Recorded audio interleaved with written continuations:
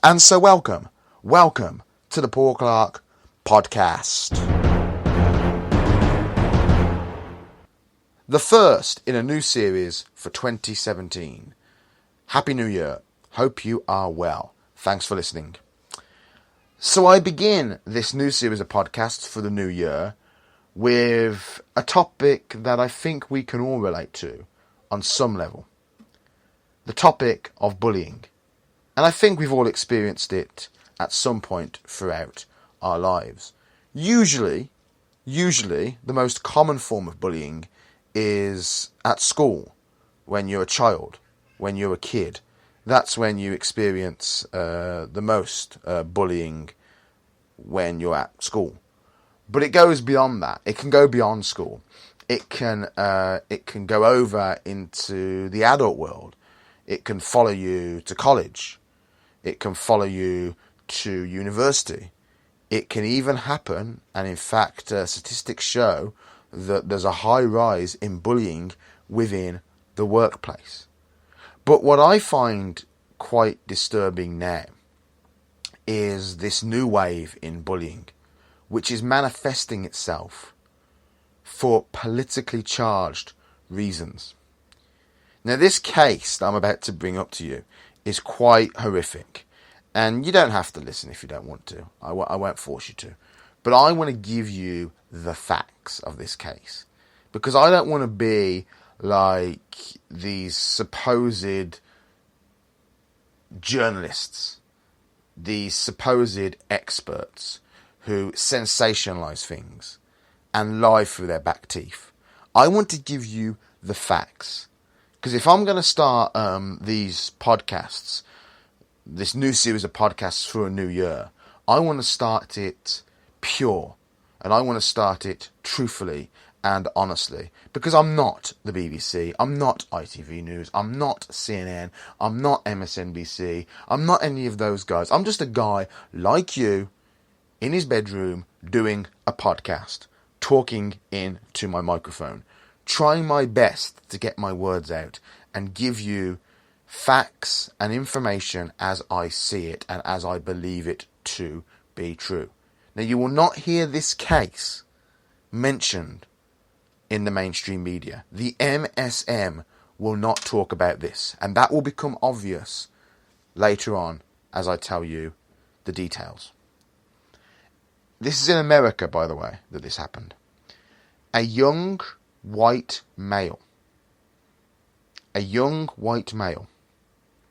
think he was about 15, 16 years old, was beaten black and blue, beaten to a pulp, had his clothes ripped off, had his head flushed down the toilet. He had his mouth gaffer taped so he could not cry out for help. He was found 25 minutes, 30 minutes later, shaking, cold. Pretty much had gone into a seizure. He was found by a man walking his dogs. His perpetrators, the people who committed this act of evil, were black youths. 5 of them. 5-1. And I bring up the skin colour not for racial reasons, because these are the facts. And the video, the whole thing, was videoed and live streamed on Facebook. Excuse me, live streamed on social media. And you can hear the perpetrators of this case screaming out, saying, "Death to white people, death to Donald Trump. Death to white people, death to Donald Trump." I mean, if that had been the other way round, okay, that would be all over the mainstream media. If that had been the other way round, if it had been a white guy, 5 white guys beating up a black man or black woman or any person of an ethnic background, it would be headlines around the world. It is not. It is not headlines around the world. The outgoing president has said nothing about this. It makes me so angry because I'm not a racially charged person. I don't see race. I don't see skin colour at all. At all. But when you are told, and I don't believe, by the way, and I think I said this in a previous podcast, I don't believe racism exists anymore. I generally don't believe it. I do not believe, after 8 years of a black president, after multiple actors who have made it in Hollywood, people like Samuel L. Jackson, I don't believe that racism exists in America, in Hollywood, in our society. And you can laugh at me, you can shoot me down, you can go, oh yeah, Paul, well, what do you know, you're a white guy. I'm telling you, racism towards black people, towards ethnic people, doesn't exist. However, there is a really disturbing, growing trend out there, which does worry me, which are attacks, and I'm not saying if they're racially charged or not, but attacks on white people. Attacks on white people, and in particular this case, a white person who cannot defend himself. He is disabled. He had no means of defence. The video, should you choose to look it up, but I would not recommend doing it, but you do it at your own discretion, is appalling. Is appalling. And the mainstream media, they should be showing this. But I bet you, this will not be talked about on BBC News at 10. And those jokers on Newsnight, the likes of Evan Davis, they won't talk about this. You know, they're all about talking about, ooh, bad, nasty Donald Trump. They're all about endlessly discussing, did Russia hack the US election? On that topic, by the way, just as a side note, if that is true, and I don't know if it is, okay? I don't know if it is. I don't work for the CIA or the FBI. I don't know if the Russians hacked the US election, or if they hacked Hillary Clinton's emails. But what I do know is that happened under Barack Obama, under his tenure as President of the United States. What the hell does that say about him and his security? And his security of that country, that a US election, particularly one that we've just seen, a very divisive, bitter election, was hacked by outside forces. What does that say about the security plans that he has put in place for his own country? ISIS may as well just run amok through the United States. Unbelievable.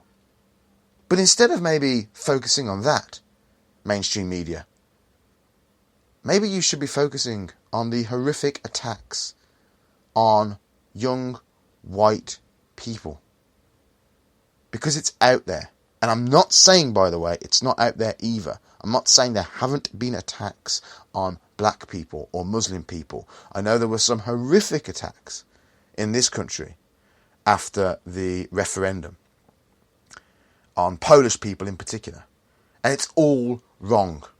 And those were reported on the news fairly and balanced. This has not been. This has not been. The video is horrific. And what I find the most disturbing is that this was live streamed on Facebook. And Facebook have not taken it down. And Facebook, blimmin', blocked me the other day because I was live streaming a football game that I was playing on my games console. You know, I'm trying not to laugh because, you know, it's really upset me. And it's really wound me up. But yeah, this new wave of bullying is really disturbing. Because when I was a kid, you would get beaten up for many things, but it would never be politically motivated, politically charged. And this guy, by the way, this young man, this 15, 16-year-old, who was beaten black and blue and had his mouth gaffer taped and his head put down the toilet and flushed, and who, had it, and who really couldn't fight back because of his disability. And it was all live streamed on the internet, on Facebook. How do they know he even voted Trump? How do they know what he thought? And who knows if he was even eligible to vote? But this isn't the first of these kind of cases. There's excuse me, there's a program that I watch on online called Raised Right. Raised Right. It's on the Right Side Broadcasting Network. Go and check it out at rsbn.tv and then look up Raised Right. It's a very interesting program, and it's about life on campus, life on campus as a student, at college, at university, and so on, and what it's like to be conservative in these places. And apparently, it's really, really bad. And on this program, they recently spoke to a student whose whole life was turned upside down. Not because she voted for Donald Trump. Her mom voted for Trump. And this young girl, she was abused, both verbally and physically. She was attacked. She had thoughts of suicide. She was self-harming. She had to go into counselling. And of course, you might ask the question, well, what on earth were the lecturers, the teachers, the authorities on campus doing about this? Nothing. They don't care. And in some cases, and I'm not saying all, and I don't know about specifics, but I would imagine in some cases, they probably instigate it. Or certainly, if not instigate the attacks, don't discourage them from happening.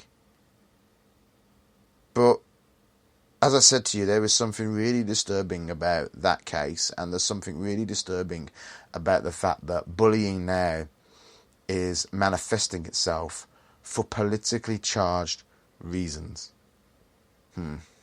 Because you voted Trump. Well then, thank God that I'm not in education anymore. Although I work at a college, and I do actually believe that the reason I faced some opposition last year was because of my support of Donald Trump, and possibly because I voted Brexit, but more in particular because I was a big, staunched Donald Trump supporter. Let me know what you think on this, though, because the problem with these podcasts, which I'm kind of looking to extend, maybe, we'll see, but I'm looking to extend them because there's never enough time to get the points out that I want to get out. But I always look forward to reading your comments. Let me know if you want to about not only this, but about your experience with bullying. Because it's all wrong. And it shouldn't be tolerated in any way, shape or form. But the mainstream media, the MSN, are a disgrace. And pardon my French, pardon my language, but they're a fucking disgrace, is what they are. A fucking disgrace. They should cover this. They should cover this just as much as they would if it was the other way round. And as I said to you, any form of bullying is bad. Be it black on white, white on black. It is all wrong. It is all inappropriate. I look forward to reading your comments. Thank you for listening to the Paul Clark Podcast.